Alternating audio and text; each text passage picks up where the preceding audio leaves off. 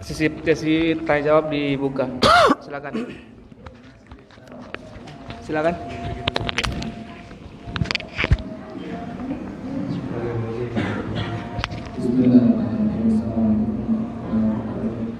Waalaikumsalam.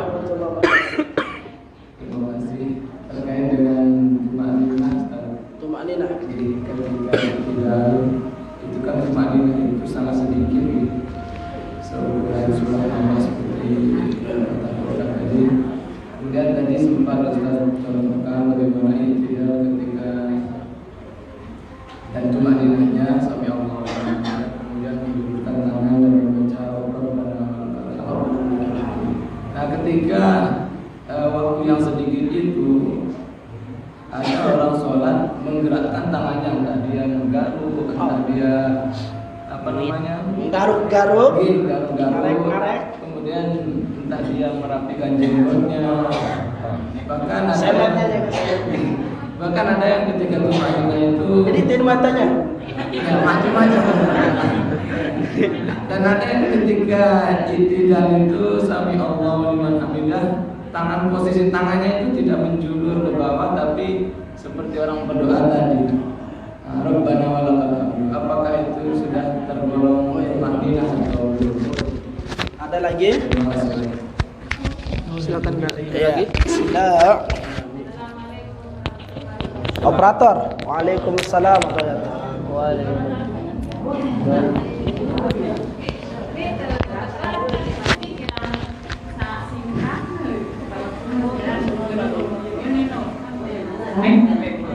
Ngombe yang pernah nyingkap ya. Coba potong. Oh iya. Saya genit. Oh kerap. Oh ya betul. Oke. Satu lagi. Ayo. Naya Jarah, silakan. Aida, tumben abang ketua ini. Sila. Waalaikumsalam warahmatullahi. Bejanggal yang mana sih? Apa? Bejanggal pas waktu numben bejanggal.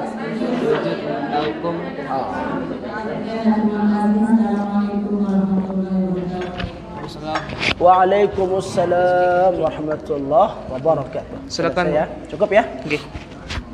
Iya. Bismillah. Tabi.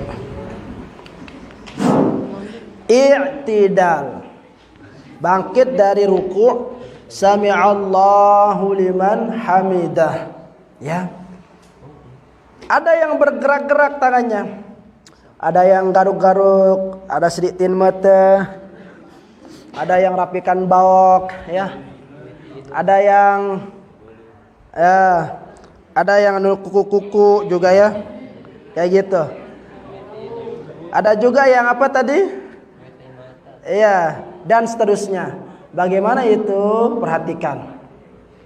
Dalam mazhab Syafi'i nanti akan kita bahas tentang sesuatu yang berpotensi membatalkan sholat. Di antaranya gerakan, ya.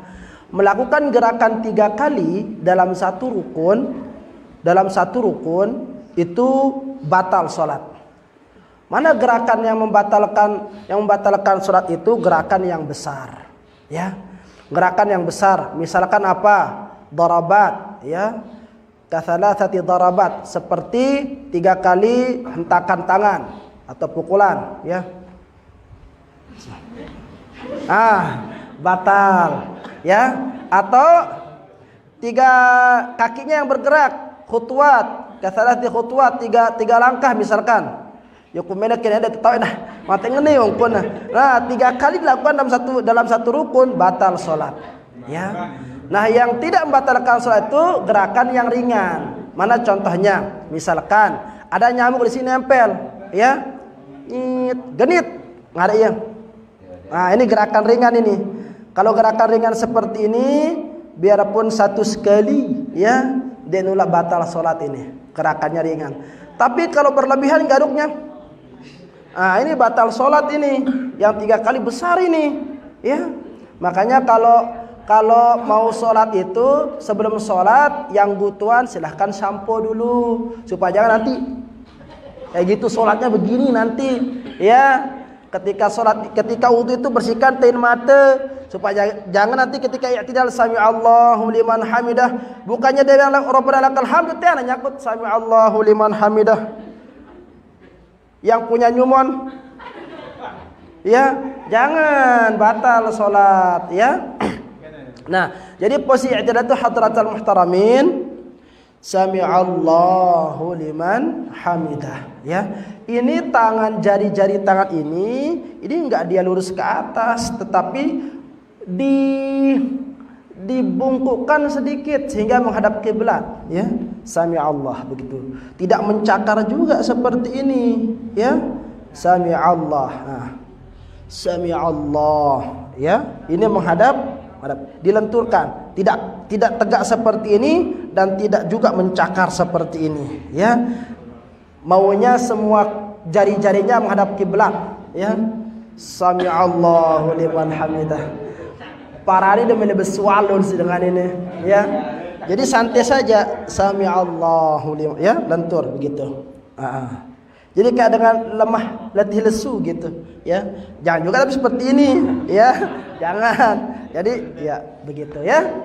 Nah, ini dia gerakan i'tidal. Adapun yang sami Allahu liman hamidah, nah ini belum tiang temukan ini dasarnya dari mana gitu yang begini itu ya. Jadi udah sami Allahu liman hamidah tegak.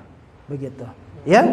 Tegak, siap-siap mengambil posisi sujud. Ini jadi tumainahnya di sini. Rabbana lakal hamd. Sudah. Terus ambil posisi sujud seperti itu. Faham?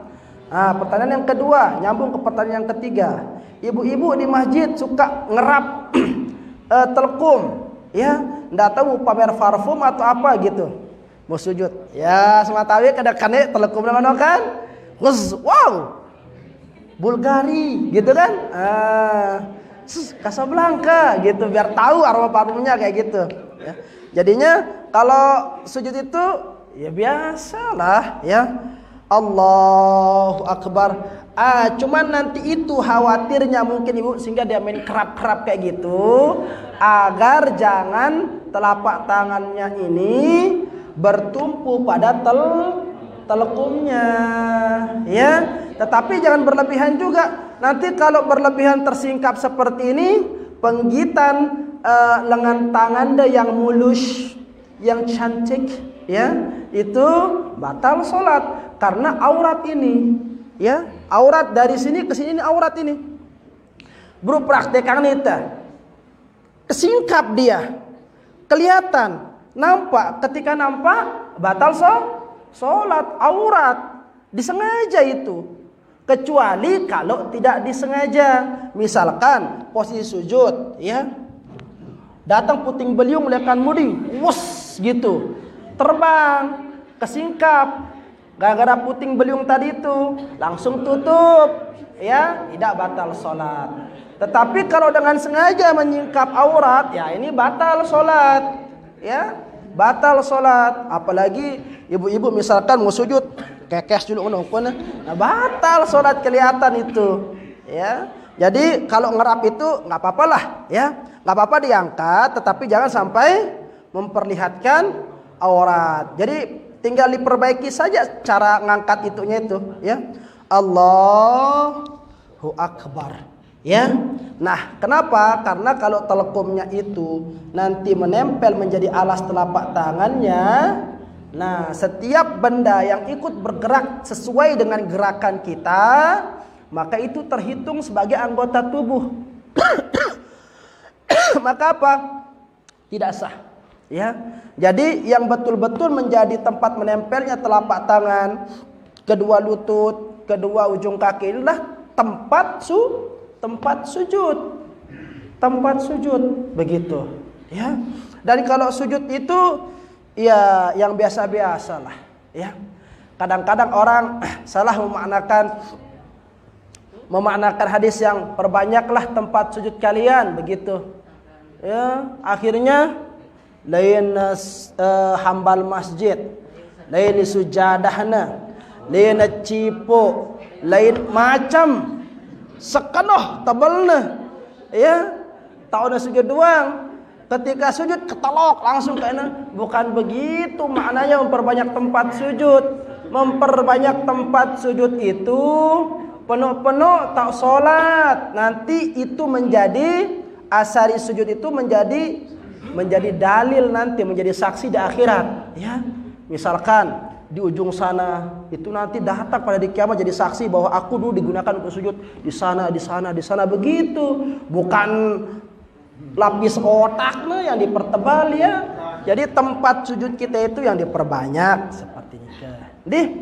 Nah, jadi udah ya, tiga-tiganya udah terjawab. Wallahu taala ala wa alam.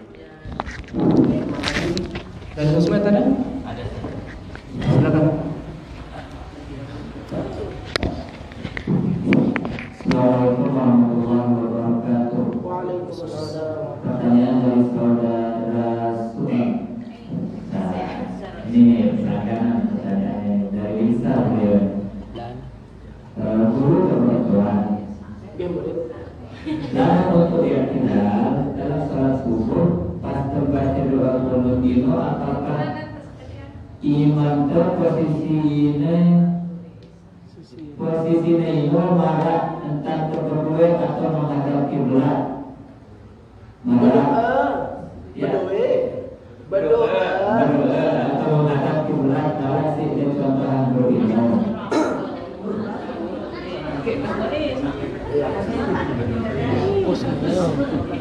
Itu saja. Oh, yang tadi dihapus ya. Ada yang pertama, cuman sudah nggak ada, jadi mungkin sudah dihapus. Jadi mungkin ini pertanyaan saya ulang sekali lagi. Guru kedua, dalam waktu kita dalam sholat subuh pas terbaca doa qunut itu, apakah imam itu posisinya itu malah entah berdoa atau menghadap kiblat? Malah tidak contoh berimam. Jadi nanti ada pembahasan khusus ya terkait. Iya, ada pembahasan khusus terkait dengan sunat-sunat hayat ab'ad itu nanti ya. Di antaranya adalah kunut. Ya, kan kunut itu doa kunut gitu, bukan i'tidal kunut ya. Jadi i'tidalnya gerakan i'tidal, doanya gerakan doa. Kalau i'tidal itu kita dalam keadaan sholat, jadi semua anggota tubuh kita menghadap Ka'bah, karena kiblat sholat itu adalah Ka'bah ya. Sami'allahu liman hamidah. Nah, kalau berdoa, kiblat doa itu apa? Langit, kiblat doa. Makanya kita menghadap ke atas. Ini kiblat doa ya, menghadap ke atas. Jadi kalau baca doa kunut itu ya seperti dengan berdoa ya, kiblatnya ke atas gitu. Wajah kita menghadap ke Ka'bah. Allahumma hdina fi man hadait. Nanti kita bahas nanti secara detail terkait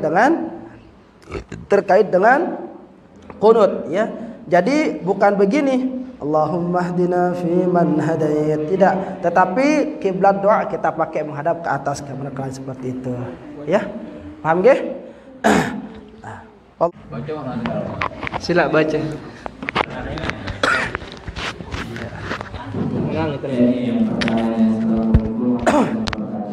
Waalaikumsalam warahmatullahi wabarakatuh. Nggih murid. Mungkin menggunakan sujud ke masker atau jalan atau tanya. Oh ya. Iya. Sujud menggunakan masker ya. Ini kan musim corona ini ya. Nah, hadratal muhtaramin rahimakumullah. Kembali kepada yang tadi ya. Tadi apa? Ruku anggota sujud yang pertama itu apa? Jabhah. Dahi ya. Dahi. Jadi kalau masker hidung sama ini ya, sebenarnya dia tidak masuk ke dalam anggota sujud. Tetapi ada sebagian ulama yang mengatakan dahi itu menyatu dengan hidung. Hanya saja sekarang permasalahannya kita menutup wajah ketika sholat itu seperti apa hukumnya?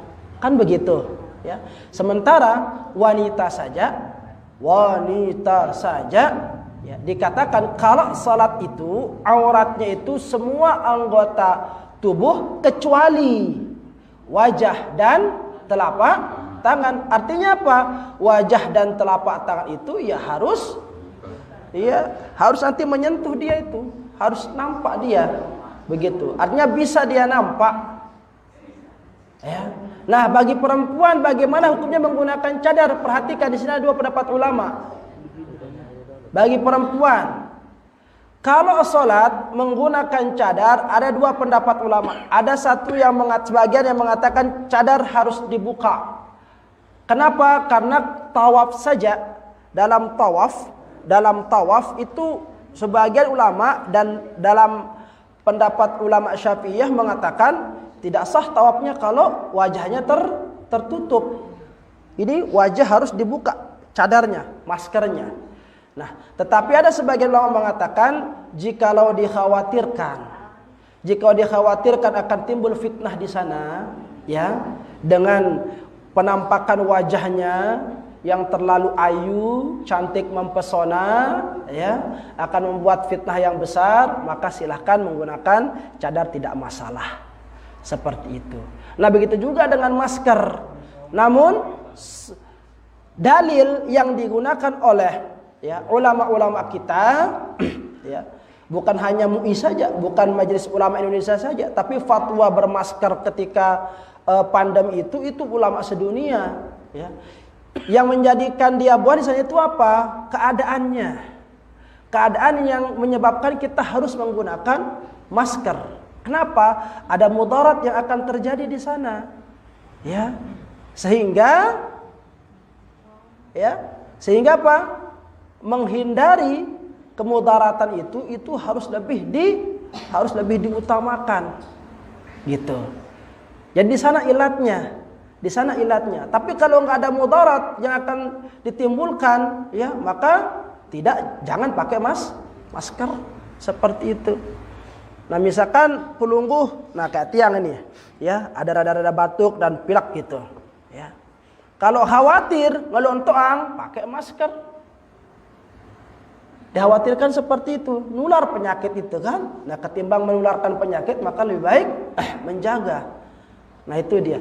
Nah, inilah yang menjadi alasan para ulama mengapa musim pandemi ini diperbolehkan kita menggunakan masker seperti itu. Paham nih, nggih? Jadi begitu juga dengan kaum ibu-ibu, jadi seperti itu. Makanya kalau ibu-ibu sholatnya di tempat yang tertutup. Kalau di masjid itu kan dibuatkan dia khusus tempat perempuan, ya, khusus tempat perempuan. Nah, tapi itu bagi orang-orang yang merasa dirinya khawatir akan timbul fitnah. Tetapi kalau misalkan wajahnya ya kayak bau papu, udah kirsut, mau disetrikah bagaimanapun nggak akan bisa kencang lagi, gitu ya kan? Yang lihat pun kadang-kadang aduh gitu, bukannya malah muncul syahwat, yang ada juga lemah syahwat, begitu ya. Nah, maka dalam posisi seperti itu, ya silakan ibu-ibu bau papu, ya, sholat seperti biasa saja, seperti itu. Nggih, wallahu taala. Kami ucapkan kepada Pak Mualim. Sebelum kita tutup acara pada malam hari ini, mari kita sama-sama membaca doa Nabi Ilyas yang akan langsung dipandu oleh Muhammad Tazwin. Keperannya dipersilakan.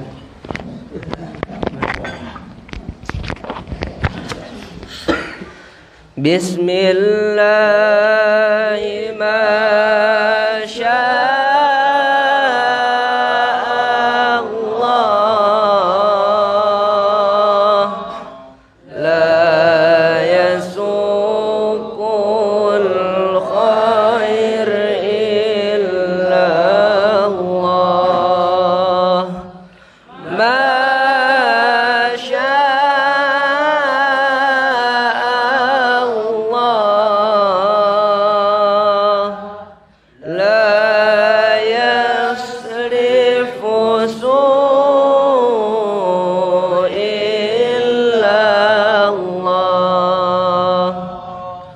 ما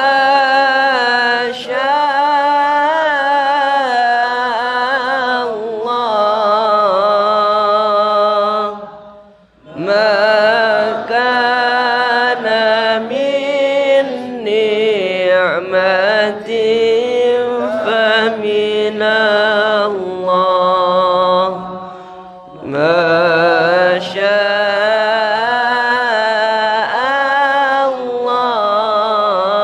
الله لا حول ولا قوة إلا بالله بسم الله ما شاء الله لا يسوق الخير إلا الله ما شاء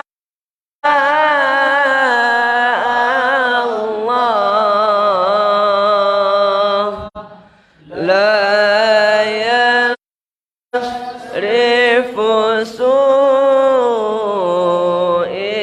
إلا الله ما شاء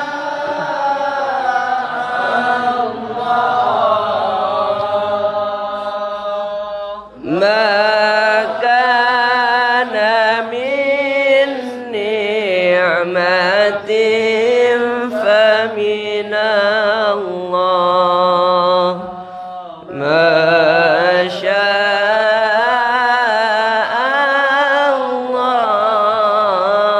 الله لا حول ولا قوة إلا بالله بسم الله ما شاء الله لا يسوق الخير إلا الله ما شاء الله لا يصرف سوء إلا الله ما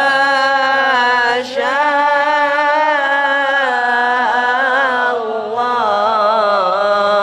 الله ما كان من نعمة